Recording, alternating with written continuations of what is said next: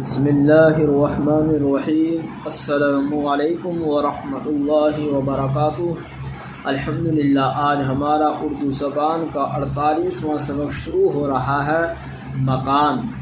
مکان کے بنانے کی بڑی غرض تو یہ ہے کہ دھوپ، بارش اور سردی کی اذیت سے پناہ ملے، مگر اس کے ساتھ روشنی اور حرارت کے اعتدال کا اور ہوا کی تبدیلی کا بھی لحاظ رکھنا نہایت ضروری ہے۔ اس مقصد کے واسطے دریچے روشن دان مناسب طور سے رکھنے چاہیے۔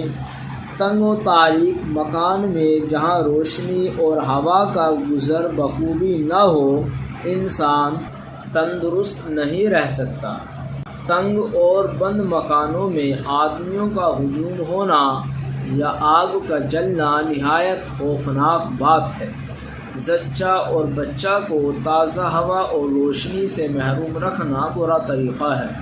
اسی وجہ سے اکثر بچے غائب ہوتے ہیں۔ آدمی جس مکان میں رہتے ہوں وہیں جانوروں کا باندھنا بھی بہت برا ہے۔ مکان کے فرش اور صحن کو مٹی اور کوڑے سے، چھتوں اور دیواروں کو مکڑی کے جالوں سے ہمیشہ پاک صاف رکھنا چاہیے۔ کبھی کبھی سوندھی مٹی سنی سے لیپنا، پوتنا، چونے کی سفیدی پھیرنا ہوا کی صفائی اور مکان کی خوشنمائی کے لیے ضروری بات ہے۔ مناسب موقعوں پر بیل بوٹوں کا لگانا اور پھلواری کا بونا بھی مفید ہے، مگر زیادہ سبزی اور جھاڑ جھنکاڑ کا ہونا بھی اچھا نہیں۔ برتنوں اور کپڑوں کا دھوون اور غسل کا پانی صحن میں مت بہاؤ، نہ گھر کی زمین میں جذب ہونے دو۔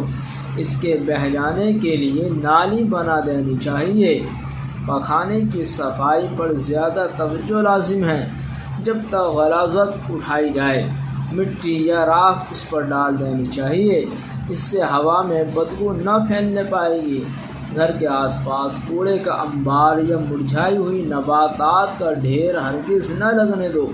اگر بستی میں صفائی کا انتظام نہ ہو تو جہاں تک ہو سکے گھر سے بہت دور فاصلے پر کوڑا ڈالو۔ ہجوم، بھیڑ، صحن، آنگن، غسل، نہانا۔ الحمدللہ، آج کا ہمارا سبق مکمل ہوا۔